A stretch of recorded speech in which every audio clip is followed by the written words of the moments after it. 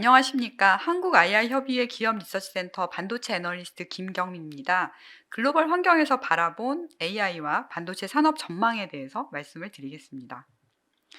저희 한국 IR 협의회 기업 리서치 센터를 잠깐 소개해 드리겠습니다. 2022년 1월에 설립이 되었고요. 최근에 그 슈프리마, 뷰웍스, 플레이디, 캠트로스 같은 기업들의 자료를 발간했습니다. 증권사 리서치 센터와는 색깔이 다른 독립 리서치 센터로 그 상장 기업 중에 특히 중소형주에 대한 정보의 사각지대를 해소하기 위해서 노력을 하고 있습니다. 저에 대해서도 잠깐 소개를 해드리면요. 지금 현재 기업 리서치 센터에서 반도체 애널리스트로 일하고 있고요. 최근에 발간한 자료는 어버브 반도체, 필옵틱스, 인텍플러스 등 중소형주 자료를 발간했습니다. 예, 지금 반도체 수요에 대해서 먼저 말씀을 드릴게요. 반도체 수요가 안 좋았었습니다. 그리고 그 가운데 AI만 수요가 좋았고요. 다만 최근에 TSMC가 실적 발표 때 얘기하기를 PC하고 스마트폰 쪽에서는 지금 수요가 조금씩 회복하고 있는 그런 신호가 느껴진다라고 언급을 했습니다. 제가 여기 상징적으로 그림 하나를 넣어놨는데요. 잘 아시는 챗GPT 4.0의 달2라고 하는 프로그램을 이용해서 요 컨셉에 맞는 그림을 그려줘라고 했더니 이렇게 그림을 그려줘서 제가 여기에 이렇게 갖다 붙였고요. 요 그림이 지금 정사각형으로 돼 있잖아요. 근데 제가 요 그림을 와이드 스크린 16:9 버전으로 바꿔줘 하면은 역시 직사각형 버전으로 바꿔지기는 합니다. 오늘은 정사각형 버전만 그림을 붙였습니다. 최근에 마이크론을 시작해서 슈퍼 마이크로 컴퓨터까지 미국의 IT 기업들이 실적을 발표하면서 AI에 대해서 한결같이 동일한 톤을 유지했고요. 제가 중간에 4개 기업 정도는 파란색으로 표시했는데 이 기업들은 실적 발표 이후에 반응이 좋아서 주가가 좀 올랐던 기업입니다. 그래서 TSMC 같은 경우는 PC랑 스마트폰 수요가 바닥에서 올라온다 이런 얘기를 하면서 주가가 좀 바닥에서 반등을 했고, 인텔 같은 경우는 다들 기대감이 없었는데 이번에 의외로 실적이 잘 나와서 역시 주가가 올랐고요.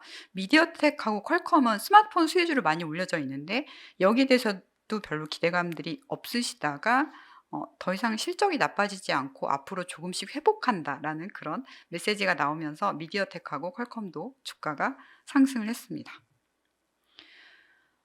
그 실적 발표한 IT 기업들이 AI에 대해서 한결같이 굉장히 긍정적으로 얘기를 하고 있습니다. 그래서 제가 여기 이 메시지를 적어 놓은 기업은 미국의 반도체 회사 중에 그 케이던스라는 회사인데요. 사실 이 회사는 반도체 만드는 회사는 아니고 반도체 만들 때 필요한 소프트웨어를 만드는 회사입니다. 그래서 이 회사는 반도체 ETF가 아니라 소프트웨어 ETF에 좀 많이 들어가 있는 그런 회사예요. 근데 이제 이 회사 실적 발표 내용을 들어보면 이쪽에서 이제 그 AI 쪽에서 시장을 주도하는 기업에 대해서 아예 요즘은 명확하게 얘기해 줍니다. 그래서 엔비디아, 테슬라, 브로드컴이 AI 시장을 주도하고 있다라고 얘기를 했고요.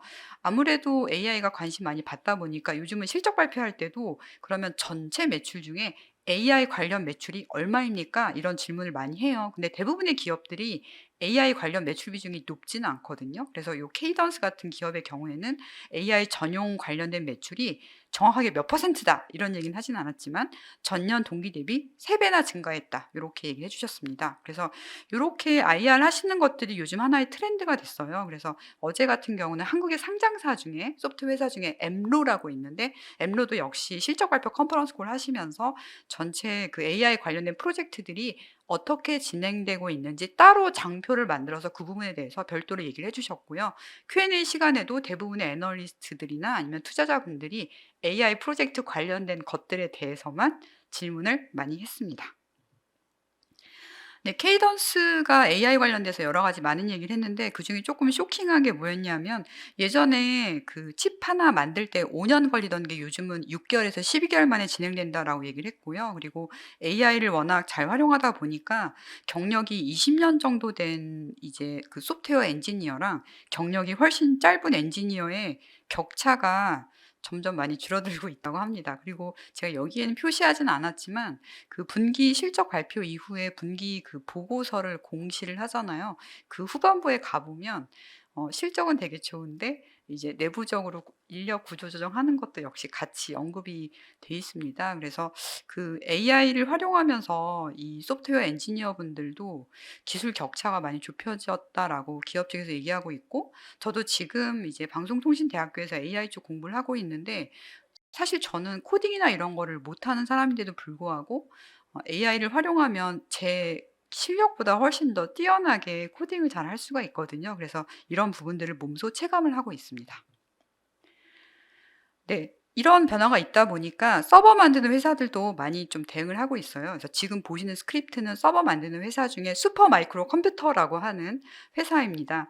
그 회사에서 이제 요번에 엔비디아 GPU, 인텔 GPU, 그다음에 AMD의 제품들을 활용한 그런 서버 라인업들을 많이 출시를 했거든요. 그래서 그런 부분에 대해서 아주 자세하게 이야기를 해 주고 요번에 연간 매출 가이던스 상향 조정했습니다. 사실 서버 만드는 회사는 많습니다. 델도 있고 HP 엔터프라이즈도 있고 많은데요.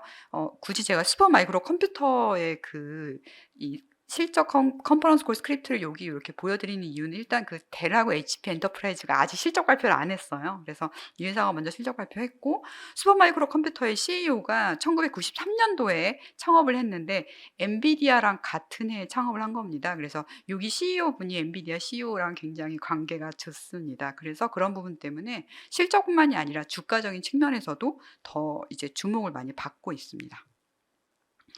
그 AI를 제외한 전통적 수요가 부진하기 때문에 올해 반도체 시장은 전년 대비 역성장합니다. 그래서 사실 반도체 하면은 수십 년 동안 끊임없이 성장해왔을 것 같은데 가끔 역성장했던 경우가 있거든요. 그래서 올해 역성장하고요. 그리고 또 언제 역성장했냐? 가장 최근에는 2018년에서 2019년 넘어갈 때 무역 분쟁 때문에 역성장을 했고요.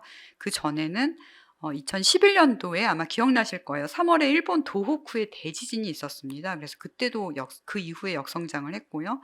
2008년도에서 2009년도 넘어갈 때 미국의 크레딧 크런치 때문에 역성장했습니다. 그래서 반도체가 수십 년 동안 기준으로 보면 끊임없이 성장하지만 가끔 그런 글로벌 이벤트, 특히 매크로 이벤트 때문에 역성장을 해왔는데 올해 같은 경우는 매크로 이벤트라기보다는 AI를 제외한 전통적 수요가 다 안 좋기 때문에 역성장을 한 케이스입니다. 이제 개별 기업들이 어떤 식으로 얘기하는지 조금 더 구체적으로 말씀드릴게요. TSMC 같은 경우는 AI 수요는 좋다. 그리고 전통적 PC나 모바일 수요는 바닥에서 아주 조금씩 회복되는 중이다. 그래서 이거를 영어로 early sign stabilization 이렇게 표현을 했습니다. 네, 그 TSMC가 실적 발표하고 나서 2주 정도 있다가 인텔이 실적 발표했는데요. 인텔의 경우에는 AI 수요는 좋다 얘기는 했고요. 특히 그 전통적 수요 중에 PC 수요도 조금씩 회복되는 중이다라고 얘기를 했습니다. 사실 PC 수요에 대해서 워낙 기대감이 없다 보니까 인텔이 이렇게 얘기했을 때 다 인텔의 말을 믿는 분위기였고요. 그래서 인텔 실적 발표 직후에 인텔 주가가 오르기도 했지만 경쟁사 AMD 주가도 같이 올랐습니다. 왜냐하면 AMD도 역시 PC 수요가 좋아지면 실적이 같이 좋아지는 회사이기 때문에 요런 메시지 하나하나가 인텔 주가뿐만이 아니라 경쟁사 주가에도 긍정적인 영향을 끼쳤습니다. 예, 그리고 이 부분은 모바일 관련된 건데요. 보통 저희가 중국 모바일 수혜주 하면은 대만의 미디어텍을 많이 말씀드리고 있고, 미디어텍은 이제 인텔하고 비슷한 날 실적 발표를 합니다. 근데 이제 미디어텍도 역시 AI 수요는 좋다. 그리고 전통적 스마트폰 수요도 조금씩 회복되고 있다라고 하면서 다음 분기 가이던스를 잘 줬어요. 그래서 지금 스마트폰도 바닥에서 올라오고 있다라는 걸 알 수 있었습니다. 미디어텍이 실적 발표한 직후에 며칠 지나서 퀄컴이 실적 발표했고요. 중국 시장에서 미디어텍하고 퀄컴은 경쟁 관계입니다. 예, 퀄컴도 역시 미디어텍하고 거의 똑같은 메시지를 전달했어요. AI 수요는 좋고 전통적 스마트폰 수요도 조금씩 회복되는 중이다라고 얘기를 했습니다. 다만 퀄컴의 경우에는 이 AI를 조금 더 특정적으로 말씀을 하셨는데 이 AI 중에 그 개별 기기에서 잘 돌아가는 AI, 그러니까 즉 서버 단에 굳이 갔다 오지 않고도 저희가 이제 개별 기기 단에서 AI가 돌아가면 이제 그걸 클라이언트 단이라고 많이 얘기하는데 그걸 요즘은 좀 새로운 영어로 온 디바이스 제너러티브 AI라고 합니다. 그래서 이쪽 수요가 좋아진다라고 얘기를 했고요. 그리고 나서 이제 퀄컴 CEO가 이제 크리스티아노 아몬이라는 분인데 이분이 내년도 1월 그 9일에 열리는 CES에서 기조 연설을 하기로 이제 이틀 전에 결정이 됐습니다. 그래서 아마 퀄컴 CEO가 기조 연설하면은 이 온 디바이스 제너러티브 AI에 대해서 굉장히 자세하게 얘기를 할 것 같습니다. 예, 퀄컴이 강조했던 온 디바이스 제너러티브 AI는 AI 처리가 서버를 갔다 오지 않고 개별 장치에서 직접 수행된다. 이런 관점에서 봐주시면 좋을 것 같습니다. 예, 퀄컴과 미디어텍 측의 전망처럼 지금 스마트폰 판매가 조금씩 회복되는 중이고요. 그거는 요 개별 기업들 메시지뿐만이 아니라 디지타임즈 같은 그 중화권 언론을 보셔도 확인할 수가 있습니다. 그래서 최근에 중국 스마트폰 회사들이 3분기를 바닥으로 해서 지금 4분기에 올라오고 있고요. 한 가지 재미있는 특징이 있는데 제가 요 다음 페이지에서 말씀드릴게요. 보통 중국에서 스마트폰 판매가 회복되고 있어요. 그럼 대부분 샤오미, 오포, 비보 많이 물어보시거든요. 근데 굉장히 특이한 게 상위 3개 브랜드는 오히려 출하량이 감소했고요. 사실 한국에 잘 알려지지 않은 브랜드들, 예를 들어서 트랜션이라는 브랜드, 레노버, 아너 이런 것들이 잘 팔리고 있고요. 그리고 2019년에 미중 무역 분쟁 여파로 굉장히 실적이 안 좋았던 화웨이가 이번에 잘 팔고 있다고 합니다. 그래서 중국 로컬 벤더 기준으로 스마트폰 판매가 회복되는데 원래 이 시장에서 알고 계시던 그런 브랜드들이 아니라 잘 알려지지 않았던 브랜드 또는 몇 년 전에 눌려있던 브랜드들이 지금 이렇게 출하량이 올라오고 있고요. 이제 이러다 보니까 시장에서 의심을 많이 하는 것 같아요. 왜냐하면 어떤 특정 영역에서 내가 원래 알고 있던 브랜드 제품이 잘 팔리기 시작하면 '아 좋아지는구나.'라고 생각을 하시는데 '내가 못 들어본 브랜드가 잘 팔리네.' 라는 생각을 하니까 '이 말을 믿어도 되나?' 라는 의심을 많이 하시는 것 같고요. 그래서 실제 미디어텍이나 퀄컴 실적 컨퍼런스 콜을 들어보면 분명히 기업 측에서는 "저희 지금 조금씩 좋아지고 있어요."라고 얘기를 했는데 "정말 맞나요?" 라고 반문하는 경우가 매우 많습니다. 아마 이제 이렇게 어떤 그 화장품으로 치면 좀 인디 브랜드에 해당되는 그런 스마트폰 브랜드들인데 그런 브랜드들 위주로 판매가 잘 된다고 하니까 '이거를 믿어도 되나?'라는 의심이 아직 많은 것 같습니다. 사실 저도 개인적으로 '정말 믿어도 되나?'라는 생각이 조금 들긴 합니다. 근데 이제 이런 것들이 매크로 지표에 조금씩 반영이 되고 있어요. 그래서 저는 이제 대만 수출 자료를 많이 보고 있고요. 요 대만 수출 지표가 10월 달 거까지 반영이 됐거든요. 그래서 제일 오른쪽에 그 전년 동기 대비 증가율을 보시면 대만도 올해 1 월서부터 7 월까지는 안 좋았어요. 그 전년 동기 대비 두 자릿수 계속 감소를 하다가 8 월부터 조금씩 바닥에서 올라오고 있습니다. 그래서 8 월은 YOY로 마이너스 7.3%, 9 월은 이제 플러스 3.4%. 그래서 좋아지나 생각했는데 요번에 10월 숫자 다시 보니까 마이너스 4.5% 더라고요. 그래서 10 월에 그 IT 주식 투자하시는 분들이 뭐 한국 주식이건 아니면 미국 주식이건 좀 이렇게 하락을 많이 해서 힘드신 분들이 많으셨을 것 같은데 이제 아마 그 영향 중에 하나가 요런 대만 수출 데이터가 바닥에서 올라오는 것 같은데 9 월에 괜찮았는데 10 월에 다시 살짝 꺾인 듯한 느낌이 있었다. 요런 부분들을 이해해 주시면 좋을 것 같습니다. 예, 그래서 두 자릿수 감소해서는 이제 탈피를 했지만 급격한 반전까지는 아닌 수준이고요.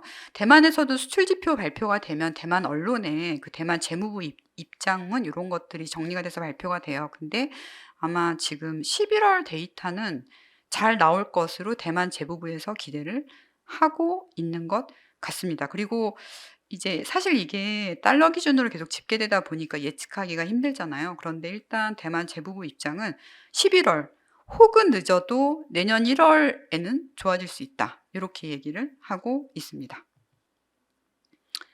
예, 근데 대만 수출 중에 IT 제품이 여러 가지가 있거든요. 그중에서 이제 완제품에 해당되는 부분들은 지금 숫자가 잘 나오고 있는데 반도체는 아직 좀 안 좋아요. 그래서 제가 반도체에 해당되는 부분은 여기 파란색으로 Parts of Electronic Product이라고 표시를 했는데 이 중에 거의 90%가 반도체거든요. 여기는 전년 동기 대비 마이너스 7.4% 였고요. 완제품에 해당되는 요 4번 Information Communication and Audio Video Products 이거는 전년 동기 대비 37.6%나 증가했습니다. 그러니까 이게 바닥에서 올라오곤 있는데 요걸 또 저희가 내부적으로 뜯어보면 어떤 품목은 엄청나게 좋고 어떤 품목은 '아직은 아니구나.' 좀 이런 게 느껴지시잖아요. 대만 내에서도 요 4번 품목이 잘 나온 거에 대해서는 "AI 수요 때문에 그렇다."라고 평가를 하고 있습니다. 네, 그래서 아직 대만에서도 저도 계속 매크로 메시지를 확인하지만 톤이 확 올라오지 않은 이유를 보니까 국가별 매출 중에 미국만 좋고요. 미국향만 좋고 대일본, 대유럽, 대중국 수출은 감소했습니다. 그래서 이러다 보니까 올라오긴 올라오는데 느리게 올라오는 느낌을 주는 것 같습니다. 네, 한국 반도체 수출은 어떨까요? 1년 동안 안 좋았어요. 그래서 2022년 10 월부터 안 좋다가 최근에 바닥을 통과해서 조금씩 올라오고 있습니다. 그래서 제가 보고 있는 기준이 이제 월간 기준으로 100억 달러를 넘느냐 안 넘느냐인데 지금 한 80억, 90억 달러 정도 수준까지 올라왔습니다. 근데 이제 '아 좀 더 많이 올라와야겠구나.' 이제 이런 생각을 하실 수 있을 것 같습니다. 네. AI 수요가 좋다라는 것들은 여러 가지 지금까지 말씀드린 것 외에도 다른 것들 통해서 확인할 수 있고요. 지금 보시는 그림도 역시 챗GPT 4.0 에서 제가 그린 그림이 아니라 제가 원하는 대로 네 그림을 역시 그렸습니다. 사실 저보고 이런 거 그리라고 하면은 아마 1 년을 줘도 못 그릴 것 같은데요. 저도 이제 학교 다닐 때 미술 성적 때문에 굉장히 스트레스를 많이 받았던 학생인데 기술이 점점 좋아져서 저도 이제 요즘 시대의 학생으로서 학교를 다녔으면 스트레스를 좀 덜 받았을 것 같긴 합니다. 근데 정말 제가 어떤 메시지를 던질 때마다 이 AI가 그림을 이렇게 그려 주잖아요. 항상 제가 받아보면서 너무 놀라는 것 같고요. 사실 그림을 4 개씩 그려 주거든요. 그중에서 제가 제일 좋아하는 그림을 여기다가 붙여서 보여 드리고 있습니다.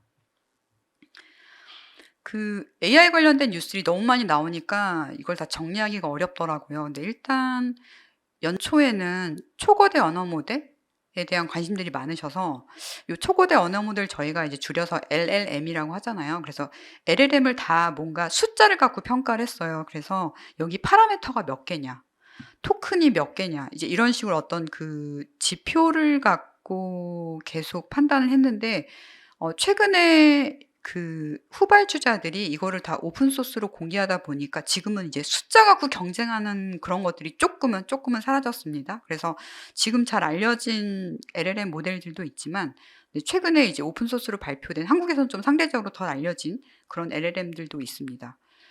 그래서 이 오픈 소스로 발표된 LLM에서는 우리 파라미터가 몇 개나 됩니다. 우리 모델이 얼마나 복잡하고 정교합니다. 이런 거에 대해서 덜 강조합니다. 덜 강조하고 있고 오히려 우리 LLM은 이제 매개 변수 크기가 숫자가 적지만 대신에 좀 더 비용 효율적이다 이런 부분을 강조하는 경우도 많고요. 그러면 한국 회사들은 뭘 하고 있냐. 요 초거대 언어 모델을 특정 산업에 적용하려 하고 있습니다. 근데 이거를 저희가 어려운 표현으로 LLM을 버티컬로 응용 시도한다는 사실 이제 버티컬이 다들 뭐냐 이렇게 많이 물어보시는데 버티컬이라는 단어를 쓰면 저희가 수직 이런 생각이 들잖아요. 근데 이 초거대 언어 모델을 특정 산업에 적용할 때 그때 저희가 버티컬이라는 단어를 많이 쓰고 있습니다. 그래서 LG 같은 경우는 LG AI 연구원이 있는데 7월에 엑사원이라고 하는 LLM을 발표를 했어요. 그래서 그러면 요거는 어떤 업종, 어떤 도메인, 어떤 버티컬에 좀 더 잘 적용이 될 거냐. 아무래도 이제 LG그룹 내의 데이터를 참고했으니까요.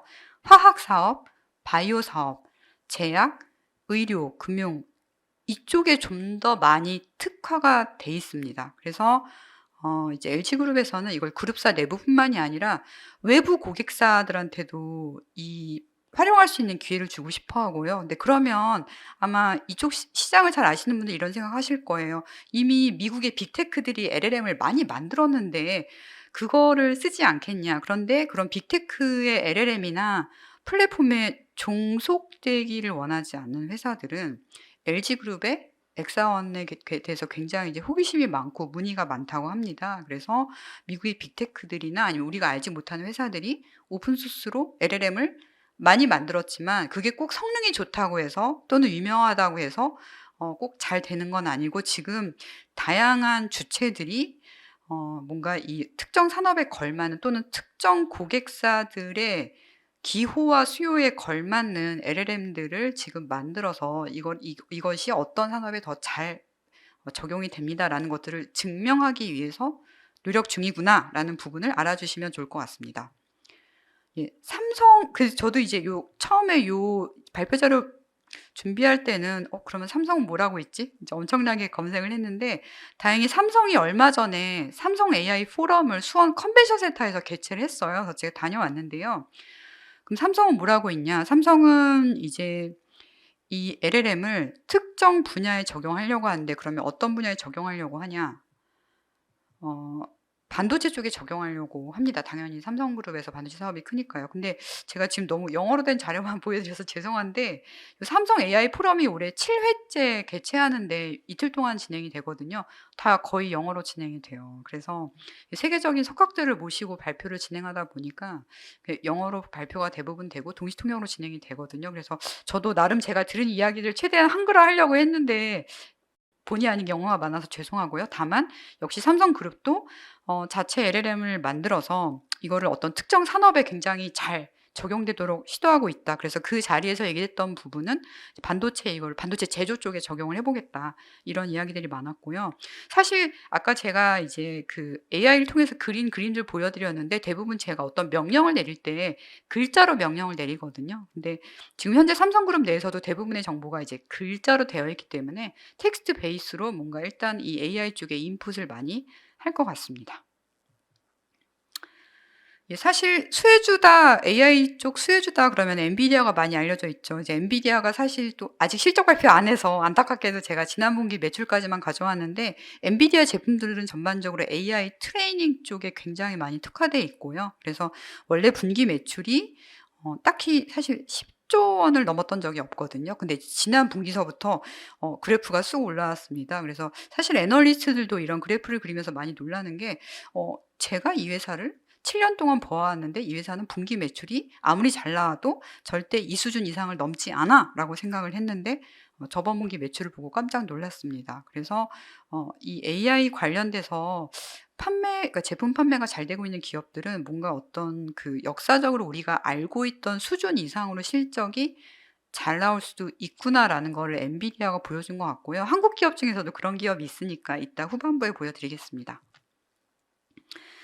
근데 사실 제가 AI 수요가 좋아요 얘기하는 거 말로 말씀드리는 거 별로 필요가 없는 것 같고 그냥 연초 대비 주가 수익률로 다 설명이 되는 것 같아요. 그래서 이제 미국 내에서도 AI 수혜주로 알려진 회사들이 있습니다. 그래서 그중에 3개만 말씀드리면 엔비디아가 연초 대비 수익률이 214%고요. 그리고 아까 잠깐 보여드렸던 AI 서버를 판매하는 슈퍼마이크로 컴퓨터, 그 엔비디아랑 같은 해에 창업된 그 회사가 연초 대비 수익률이 209%고 그다음에 이제 AI 소프트웨어 회사 중에 CRM이라고 불리는 소프트웨어에 좀 더 특화된 그 예전 오러클의 임원 출신이 세운 C3 AI라는 회사가 있는데 이 회사는 연초 대비 수익률이 147%입니다. 근데 엔비디아랑 슈퍼마이크로 컴퓨터는 실적이 좋아요. 좋은데 C3 AI는 적자거든요. 근데 적자인 회사인데 왜 이렇게 연초 대비 수익률이 좋냐? 이제 여기에 대해서 제가 한 가지 말씀드릴 수 있는 거는 C3 AI라는 회사의 그 주가 티커가 되게 특이합니다. 그래서 회사 이름이 C3로 시작하니까 대부분 티커가 그러면 뭐 C로 시작하지 않나요? 라고 생각하실 수 있는데 그게 아니라 이 회사 티커는 알파벳 2글자고요. 그게 AI입니다. 그래서 저는 이 회사 주가 검색하면서 티커를 정말 잘 만들었다 이런 생각을 하게 됩니다. 네, AI 업종에 새롭게 부각되는 업종이 있는데 이쪽은 뭐냐면 무형자산 베이스로 사업을 하거나 아니면 기술 영업하는 회사들이에요. 그래서 그런 회사들 중에 알칩이나 글로벌 유니치, 패러데이 같은 대만 회사들이 연초 대비 다 각각 100% 이상 올랐고요. 미국 회사 중에서는 케이던스, 시놉시스가 여기에 해당이 됩니다. 근데 사실 평상시에 여의도에 많이 알려지지 않은 기업들이잖아요. 그래서 한국에도 저런 회사 있나요? 많이 물어보실 수 있는데 한국에서는 이제 요런 업종에 해당되는 회사들이 최근에 막 상장을 하고 있습니다. 그래서 다음 페이지에서 보여드리면 작년에 상장했던 회사 중에 가온칩스, 그리고 올해 상장한 회사 파두, 그리고 작년 추석 지나서 상장했던 오픈엣지 테크놀로지, 그리고 올해 상장한 퀄리타스 반도체, 그리고 조금 옛날이긴 하지만 2015년에 상장하셨던 칩셋 미디어, 그리고 이제 곧 지금 삼성증권 IPO 주관사 통해서 진행 중인 에이징랜드, 이런 회사들이 AI 업종에 해당되는 제가 그 말씀드린 무형자산 쪽 아니면 기술 영업 베이스로 실적이 나오는 회사들이다. 그래서 이런 회사들이 사실 많지는 않았거든요. 그래서 저도 칩셋 미디어가 몇 년 전에 상장할 때 IPO 그 애널리스트 간담회 갔었는데요. 그때는 저도 AI 사업에 대해서 지식이 전혀 없어서 도대체 칩셋 미디어가 뭐 하는 회사지? 장비 회사도 아니고 소재 회사도 아니고 부품 회사도 아니잖아 라고 막연하게 생각을 했었는데 이제 이 비슷한 회사들 무형자산이나 아니면은 기술 영업을 갖고 실적이 나오는 기업들을 이제 점점 많이 보게 되면서 '아 한국에서도 지금 이런 회사들이 점점점 늘어나고 있구나.'라는 거를 이제 하나씩 하나씩 알아가고 있습니다. 예. 근데 이제 AI가 정말 판매가 잘 되려면 반도체도 잘 만들어져야 되는데 여기 좀 기술적인 병목이 하나 있어요. 그래서 고거에 대해서 말씀을 드리겠습니다.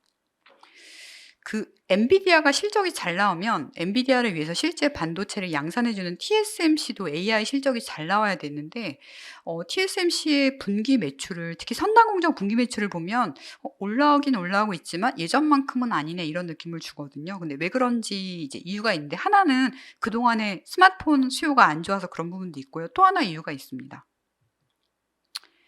이 후공정 때문입니다. 사실 후공정은 크게 관심을 받던 분야가 아닌데요. TSMC가 지금 전사 설비 투자에 대해서는 보수적인 입장이지만 첨단 패키징은 계속 증설하겠다라고 얘기를 하고 있습니다. 근데 사실 이 후공정 중에 특히 패키징이 원래는 다들 관심이 없으셔서 대부분 반도체 공부하시는 분들은 전공정부터 공부를 하셨는데요.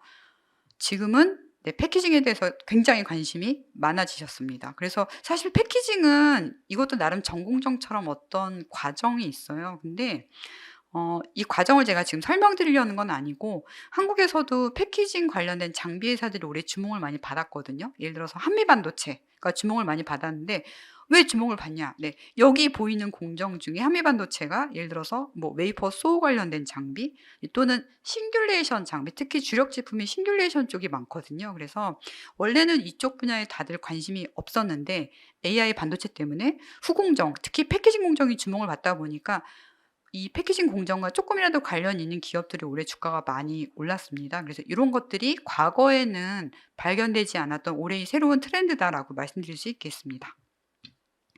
예, 그래서 그 후공정을 마치면 지금 보시는 것처럼 굉장히 보기 좋게 비메모리랑 메모리랑 사이좋게 같이 패키징이 됩니다. 그래서 이거는 실제 인터넷에서 검색해 보시면 요거 말고 더 멋진 그림들이 많은데요. 제가 요거 말고 조금 있다가 멋진 그림 한 번 더 보여드리겠습니다. 그래서 요 후공정이 주목받다 보니까 미국에 있는 반도체 장비사들도 실적 발표할 때마다 요 후공정, 첨단 패키징 관련해서 굉장히 얘기를 많이 하세요. 그래서 얼마 전에 그 램리서치라는 식각 장비 공급사가 실적 발표를 했는데 원래 이 회사는 전공정의 익스포저가 높은 기업으로 알려져 있거든요. 근데 그럼에도 불구하고 그 실적 발표 시간에 굉장히 많은 시간을 들여서 후공정, 패키징, 특히 패키징 중에 메모리 패키징에 해당되는 HBM에 대해서 굉장히 많은 시간을 할애해서 어떤 수혜를 볼 수 있는지 커뮤니케이션을 했습니다. 그래서 실제 요즘은 그래서 램리서치 실적 발표를 저희가 내용을 볼 때 예전 같으면은 요 실적 발표 내용을 다 인쇄를 해 놓고 처음부터 끝까지 읽잖아요. 이제 요즘은 저도 그렇게 안 하고 그냥 키워드 찾기 기능으로 해서 후공정에 해당되는 단어, 패키징 아니면 HBM 요거 단어 몇 개 나왔나. 그래서 HBM이란 단어가 예를 들어서 20번 이상 언급됐으면 익스포저가 큰가 보다. 이렇게 판단을 할 정도로 그렇게 요즘 패키징에 대해서 다들 관심들이 되게 많아진 상황입니다. 그래서 반도체 패권 다툼이 원래는 미세 공정 중에 특히 선단 공정 쪽이었는데 지금은 후공정 패키징으로 많이 바뀌고 있어요. 그래서 실제 패키징 관련된 세미나들이 많이 열리고 있습니다. 그래서 금주에도 역시 패키징 관련된 세미나가 최근에 강남에서 열렸고 9월 달에도 수원 컨벤션 센터에서 패키징 관련 세미나가 열렸고요. 그리고 그 직후에 세미콘 타이완이라는 행사가 있었는데 제 주변에 세미콘 타이완 방문하신 출장 가신 분들이 있었는데 대부분 패키징 장비사나 아니면은 그 후공정 관련된 부품 회사들을 많이 방문하시려고 하더라고요. 그래서 원래는 이쪽이 관심 분야가 아니었는데 최근에 갑작스럽게 관심 분야로 떠올랐다. 이렇게 말씀을 드리고 싶습니다. 그래서 역시 이 AI 수혜주 내에서도 요 후공정 패키징 수혜주들이 있고요. 이 회사들도 연초 대비 수익률을 보면은 꽤 괜찮습니다. 예를 들어서 뭐 캠텍이라는 회사가 있는데 이 회사는 한국 회사 중에 똑같은 회사 있나요? 많이 물어보시는데 한국 회사 중에 인텍플러스나 펜트론 같은 기업이 캠텍에 해당되는 기업이고요. 유럽 회사인 BSemiconductor는 이제 한미반도체 IR 할 때 많이 또 언급되는 기업인데 연초 대비 90% 올랐습니다. 그래서 이쪽도 나름 AI의 새로운 분야구나. 아까 제가 진짜 AI 반도체 만드는 회사 무형자산 회사, 기술 영업 회사 말씀드렸는데 요 패키징 관련된 장비나 소재, 부품 만드는 회사들도 관심을 많이 받고 있습니다. 그래서 이 패키징이 고도화되면 지금은 메모리 패키징은 HBM인데 HBM이 지금 조금 더 발전하면은 하이브리드 본딩을 적용하게 될 수도 있을 것 같아요. 그래서 하이브리드 본딩도 가장 최근에 주목받기 시작한 기술인데 원래 하이브리드 본딩은 비메모리에 먼저 적용될 거다라는 의견이 대세였거든요. 근데 최근에 SK 하이닉스나 아니면 삼성전자 쪽에 계신 분들하고 얘기해 보면 아마 지금 당장 HBM은 아니고 다음 세대 HBM 구조에는 하이브리드 본딩을 적용할 것 같다. 이런 얘기를 조금씩 하고 계십니다. 그래서 하이브리드 본딩이 적용되면 뭐 어떻게 되냐? 장비가 많이 필요하고요. 특히 고급 전공정 장비가 많이 필요합니다. 그래서 요즘은 후공정하고 전공정 경계가 많이 사라진 것 같고 전공정 쪽 장비 회사들도 오히려 전공정을 강조하시기보다는 이 전공정 장비가 후공정에서 어떻게 쓰일 수 있는지 이런 부분들을 많이 강조를 하시는 것 같아요. 그래서 그런 기업들 중에 미국의 반도체 장비사인 어플라이드 머티리얼즈가 있고요. 지금 보시는 이 논문 같은 자료는 지난 7월에 어플라이드 머티리얼즈가 발표한 보도 자료입니다. 그래서 제가 이걸 딱 보고 이거 저는 한국 사람이니까 당연히 영어로 보면 어려운데 미국 사람, 그러니까 미국에 있는 사람들이 어플라이드 머티리얼즈의 이 보도 자료를 보고 이해를 할까? 저는 이해하기 어려울 거라 생각하거든요. 근데 그래서 제가 이제 저도 완벽하게 이해를 못해서 구글 번역과 챗 GPT 도움을 받아서 이 번역을 제가 지금 한글로 해서 여기 붙여놨어요. 그런데 뭐 이 내용을 다 이해하실 필요는 절대 없고 다만 이 회사가 왜 이렇게까지 열심히 보도자료를 발표를 하느냐.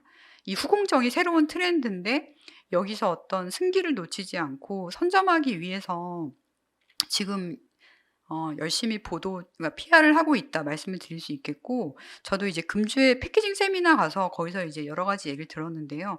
제가 이제 거기서 만나신 분들한테 이런 질문 많이 하거든요. 저도 나름 반도체 10년 이상 봤는데 예전에 후공정 패키징 아무도 관심 없었는데 지금은 모두가 이거 굉장히 열심히 하는 것처럼 얘기하시는데 왜 그러죠? 그리고 아직 요 장비는 양산에 들어가지도 못하는데 왜 벌써부터 저렇게 IR, PR을 세게 하죠? 이렇게 얘기하면은 많이 여쭤보거든요. 근데 대부분 말씀하시는 게 뭐냐면 이 AI 반도체를 후공정하기 위해서 필요한 그 패키징 여기서 뭔가 하나하나 검증하고 양산 탈 때까지 정말 시간이 많이 걸린대요. 정말. 그래서 굉장히 시간이 많이 걸리지만 대신에 거기서 초기에 선점하면 그러니까 처음에 한번 1등하면 끝까지 1등할 수 있다고 하더라고요. 네, 그래서 다들 열심히 하시는 거다라고 합니다. 그래서 저도 똑같은 질문을 아까 말씀드린 회사 중에 필옵틱스라는 회사 탐방 갔을 때도 똑같이 여쭤봤거든요. 이거 몇 년 걸리는데 왜 하시나요? 그리고 아직 매출 비중 높지 않은데 왜 벌써 IR, PR 단에서 얘기하시나요? 라고 여쭤보면 네, 한 번 1등하면 끝까지 1등을 할 수 있기 때문에 그래서 시장을 선점하는 게 정말 너무 중요하다 얘기를 하시더라고요. 그래서 앞으로 패키징 관련 수혜주 보실 때 이 회사가 지금 비록 매출 비중은 미약하지만 시장을 선점할 수 있느냐. 그리고 그 시장을 선점할 때까지 제가 보니까 이 기술 담당 대표님, 직원분들의 노력과 의지가 정말 너무 중요한 것 같아요. 그래서 혹시 기업 탐방하시거나 살펴보실 기회가 있을 때도 정말 이 회사의 대표님이 이 직원분들이 5년이 걸리건 10년이 걸리건 이걸 끝까지 할 생각이 있는가 이런 부분들을 정말 잘 체크하시면 좋을 것 같습니다. 네, 아까 제가 잠깐 후공정이 된 결과물을 살짝 보여드렸는데 그건 조금 가벼운 그림이었고요.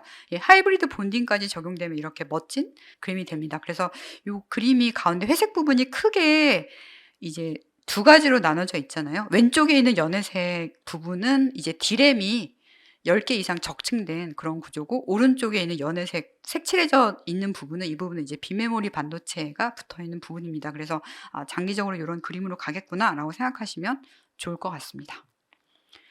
예, 여기까지 너무 무거운 얘기를 많이 드려서 이제부터는 조금 쉽고 가벼운 얘기 말씀드릴게요.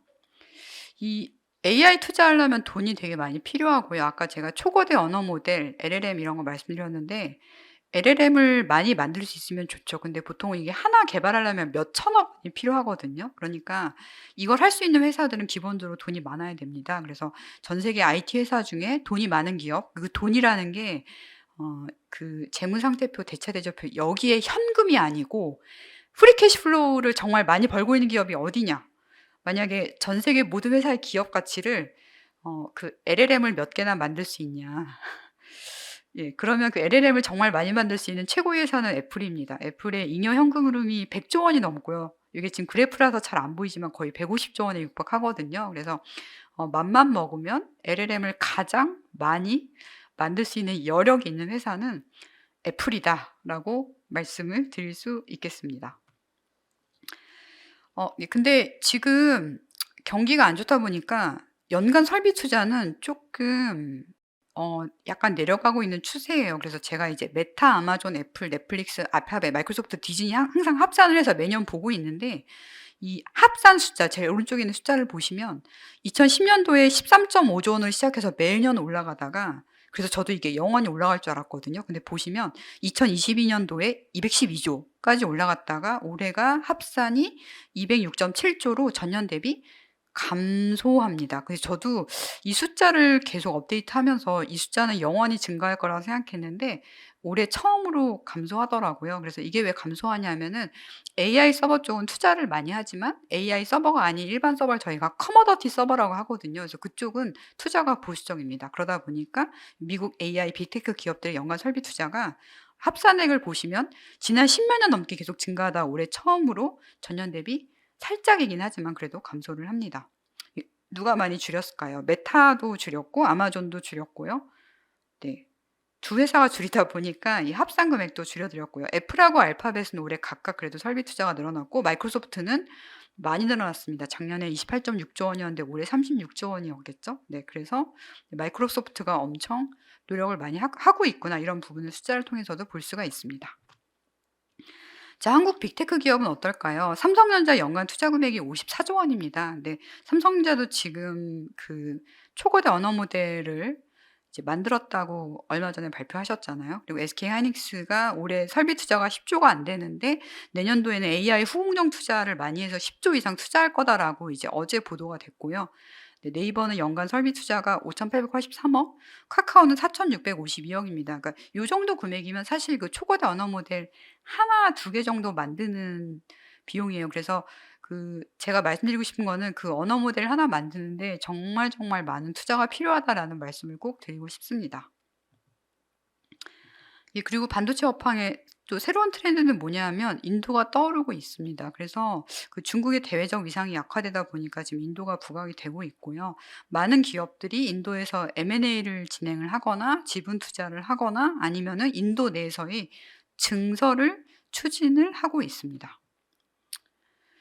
그런데 이제 미국하고 중국 사이가 점점점 안 좋아지다 보니까 다들 인도에 대해서 더 관심을 많이 갖는 것 같아요. 그래서 그 최근에 미국이 지난 10월 17일에 AI 칩을 이제 중국 수출에 하지 말라고 이제 봉쇄령을 내렸잖아요. 그래서 요즘 이제 이런 일이 있으면 각 기업들도 되게 금방금방 대응을 하거든요. 그래서 그 조치가 내려지자마자 엔비디아에서 바로 또 공시를 했습니다. 그래서 엔비디아 제품 중에 어떤 제품들이 요 제재 조치에 해당이 돼서 중국으로 수출을 못하는지 제품명이 다 언급이 됐고 여기서 조금 그날 좀 약간 시장에서 많이 놀랐던 게 뭐냐면 엔비디아가 AI 트레이닝 쪽 제품이 많은데 이번에는 이제 AI 추론 제품까지 다 포함이 됐어요. 그래서 아, 미국이 뭔가 확실하게 봉쇄를 하는구나 이런 느낌을 주었습니다. 근데 그럼에도 불구하고 중국은 반도체 자급을 위해서 성숙 공정 투자를 굉장히 많이 하고 있고요. 그래서 이번에 이걸 어떻게 알 수 있냐? 중국의 언론을 통해서도 알 수 있지만 중국의 반도체 장비 수출하는 미국의 그 회사들, 뭐 램리서치나 아니면은 네덜란드 ASML 이런 회사들이 다 실적 발표했거든요. 근데 중국향 매출 비중이 거의 40%에서 50% 가까이 나왔습니다. 그래서 이거 지금 무역 분쟁하는 거 맞나요? 이런 생각이 많이 들고요. 다만 이제 선단 공정 해당되는 장비가 아니라 전통적인 성숙 공정에 쓰이는 그런 공정을 만들기 위한 설비는 중국에서 엄청나게 지금 투자를 하고 있고 네, 미국 회사들 또는 네덜란드 회사가 엄청나게 지금 또 중국에 수출을 많이 하고 있습니다. 그래서 IT 하드웨어 산업 내에서 중국의 대외적 위상이 약화되다 보니까 인도가 상대적으로 부각이 되고 있고요.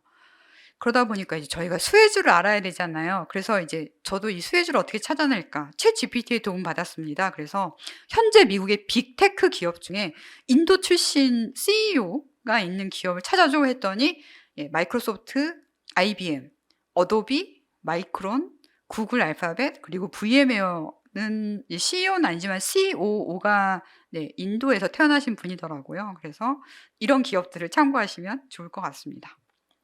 그래서 과연 인도가 중국을 대체할 수 있을지 지금 뭔가 초미의 관심사인 상황이고요. 미중 무역 분쟁이 2018년 이후에 계속 지금 갈등하는 방향으로 전개가 됐는데 더 이상 나빠질지 아니면 조금이라도 개선될지 좀 지켜보시면 좋을 것 같습니다. 그래서 요번에 에이펙 정상회담이 열리잖아요. 그래서 이때 그 중국하고 미국의 스탠스가 어떻게 바뀔지 저도 이제 사실 이게 결론이 났으면 오늘 말씀드릴 텐데 아직 열리지 않았기 때문에 말씀을 드릴 수는 없고 지금 현재 엔비디아 제품 중에 그 AI 트레이닝뿐만이 아니라 인퍼런스에 해당되는 제품까지도 중국장 수출이 제한되고 있어서 이 갈등 자체가 굉장히 극에 달한 상황인데 여기서 더 나빠질지 더 나빠지면 당연히 인도가 부각되는 거고 더 이상 나빠지지 않고 조금이라도 화해의 제스처가 나오는지 한번 지켜보시면 좋을 것 같습니다. 만약에 화해의 제스처가 나오면 반도체 주식에는 굉장히 많이 좋을 것 같아요. 왜냐하면 한국 회사들도 마찬가지지만 미국 회사들도 중국에 수출 많이 했거든요. 그래서 약간이라도 화해의 제스처가 나오면 미국이든 한국이든 대만이든 반도체 업종에는 좋은 뉴스다. 이렇게 생각하시면 좋을 것 같습니다.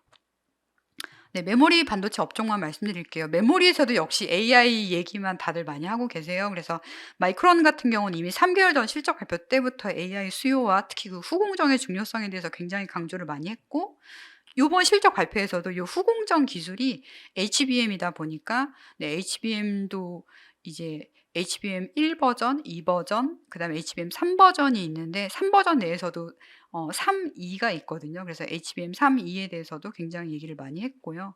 내년도 설비 투자는 올해보다 많이 늘진 않지만 그중에서도 후공정 투자는 2배 가까이 늘리겠다라고 얘기를 했습니다.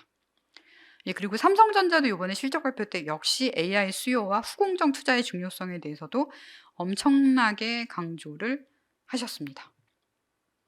예, 실제 업황이나 실적은 어떻게 되냐면 아까 제가 초반에 말씀드린 것처럼 조금씩 좋아지고 있어요. 그래서 지금 보시는 거는 재고자산 지표인데 이제 제가 단순 재고자산이 아니라 조금 복잡하게 구성을 했거든요. 그래서 이 숫자는 보통 저희가 주가는 올라가야지 좋다고 생각하시잖아요. 근데 이건 반대입니다. 숫자가 높으면 안 좋아요. 그런데 지금 이거 마이크론 숫자인데 요 점 하나가 3개월 정도 해당되거든요. 그럼 보면 최근 3개월, 6개월, 9개월 동안 엄청나게 높이 올라가 있었으니까 정말 업황이 안 좋았구나. 근데 이게 얼마나 안 좋았냐면 지난 10몇 년 동안 겪어보지 못했던 엄청난 불황이었다. 이렇게 말씀드릴 수 있겠고 다만 요 점이 점점점 내려오고 있잖아요. 그래서 내려오고 있으니까 서서히 좋아지고 있구나라는 걸 느낄 수 있고요. 자, 요거는 SK 하이닉스입니다. 이 점이 내려와야 좋다고 말씀드렸잖아요. 근데 SK 하이닉스는 빨리 내려오고 있습니다. 왜 빨리 내려오고 있냐면은 매출이 그만큼 빨리 증가하기 때문인데 매출이 빨리 증가하는 거는 아까 말씀드렸던 그 AI용 반도체 HBM으로 패키징된 제품들이 판매가 2분기부터 좋았기 때문에 이 숫자가 빨리빨리 잘 내려오고 있습니다. 네, 삼성전자 숫자인데 이제 제가 아까 말씀드렸지 이 숫자는 점점점 작아져야 좋다고 말씀드렸잖아요. 근데 앞에 두 개 보시고 나니까 삼성전자도 여기 내려와야 되는데 좀 내려오는 속도가 빠르지 않다라고 느끼실 수 있을 것 같아요. 그래서 삼성전자 같은 경우는 이 숫자가 확 내려오려면 반도체 사업도 잘 돼야 되고요. 그리고 스마트폰도 잘 팔려야 됩니다. 왜냐하면 전사 매출 중에 스마트폰 비중이 굉장히 높잖아요. 근데 다만 최근 실적 발표 보면 삼성 디스플레이 쪽은 실적이 좋은데 스마트폰하고 반도체 쪽은 지금보다는 조금 더 숫자가 특히 매출이 좀 더 잘 나와야만 요 지금 보시는 요 점이 내려오면서 좀 더 실적에 더 긍정적일 것이다. 이렇게 이해해 주시면 좋을 것 같습니다. 네, 지금 보시는 것은 대만의 메모리 반도체 만드는 회사인데 이 회사도 올해 상반기 특히 8월까지 되게 안 좋았어요. 그래서 역시 제 오른쪽에 있는 YY 지표만 보시면 올해 1월, 2월, 3, 4, 5월에 거의 뭐 마이너스 60 몇 %였으니까 굉장히 안 좋다가 지금 8월, 9월, 10월에 요 마이너스는 계속 유지가 되지만 요 절대값 자체가 점점 작아지면서 네, 조금씩 개선되고 있습니다. 이 회사는 앞에 보여드린 세 개의 국내 기업, 마이크론하고 SK 하이닉스, 삼성전자 중에 이제 SK 하이닉스랑 좀 많이 비슷한 그런 기업입니다.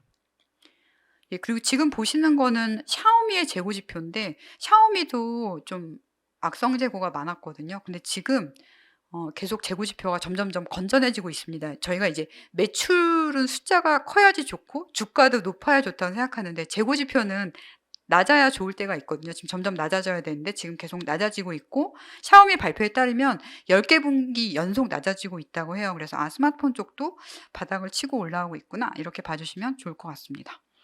그래서 이런 것들이 주가에 좀 반영이 되고 있고요. 메모리 업종 중에 연초 대비 주가가 많이 올랐던 거는 이제 SK하이닉스인 경우인데 왜 SK하이닉스 주가가 좋았냐? 아까 보시는 것처럼 요 지표가 빨리 내려와야 좋은데 그냥 지금 보시기에도 제일 빨리 내려오고 있잖아요. 그리고 7월서부터 그 AI 반도체 관련돼서 IR하고 PR을 굉장히 기업 측에서 열심히 하고 있습니다. 그래서 그런 부분들도 시가총액이나 주가에 긍정적인 영향을 끼쳤다고 생각이 됩니다. 네, 그래서 결론을 말씀을 드리면 수요가 굉장히 안 좋다가 지금 AI 수요는 계속 좋은 상태고 그리고 한국 회사들 중에 AI 익스포저가 큰 기업들은 이제 후공정 쪽 기술력이 좀 많이 필요한 상황이고 지금 이제 대형주 중에서는 SK하이닉스가 그쪽에 대해서 잘 대응을 했고요. 메모리만 보면 반도체 업황은 회복되고 있고 그래서 PC나 스마트폰이 좋아지고 있는데 이게 확 올라오는 그림은 아니고 다만 회복 속도는 점진적으로 올라오고 있다라는 것이 지금의 어떤 상황입니다. 그래서 저도 올해 좀 기회가 있어서 이제 여러 행사에서 반도체 업황 말씀드렸는데 4월 달에 발표할 때는 정말 되게 안 좋게 말씀드렸던 것 같고요. 네, 그때보다는 여러 지표들이 많이 좋아졌는데 아마 4월 달에 그때 제 발표 들으신 분들은 저 사람이 왜 저렇게 안 좋게 얘기하나 원망하셨을 수도 있는데 제가 4월에 보는 지표는 지금 보시는 제 오른쪽 숫자 중에 뭐 마이너스 65.7 뭐 이랬잖아요. 마이너스 62%. 그래서 당연히 저도 좀 그때는 많이 우울했었고요. 네, 그때보다는 지금 좋아지고 있는 상황이다라는 말씀을 드릴 수 있습니다. 근데 이제 좋아지는 속도가 좀 느린 편이고 그리고 이게 AI 때문에 좋아지는 게 또 역사상 처음 겪는 일이거든요. 그래서 사실 주식 투자하시는 투자자분들, 산업계에 종사하시는 분들, 그리고 기업을 경영하시는 분들이 똑같이 어려움을 많이 느낄 것 같아요. 왜냐하면 뭔가 좋아지는 것들이 분명히 신호가 잡히는데 이 신호가 엄청 크진 않고 그리고 과거에 이랬던 적이 없거든요. 네, 그래서 이런 일이 처음 생기기 때문에 저조차도 그냥 있는 자료만 모아서 발표하는데도 자료 준비하는 데 많이 힘들더라고요. 근데 그래서 저도 앞으로 어떻게 하면 애널리스트로서 우리 업계 관계자분들한테 더 많이 도움을 드릴 수 있을까 생각하는데 이제 결론은 부지런히 열심히 업데이트해서 여기서 조금만이라도 지표가 바뀌면 예를 들어서 지금 삼성전자 보시면 내려오려면 한참 멀었구나라는 생각이 들지만 다음 분기에 또 더 좋아질 수 있잖아요. 그래서 이런 점 하나를 잘 업데이트해서 뭔가 의사결정하시는 데 도움을 많이 드려야겠다라고 생각을 하고 있습니다.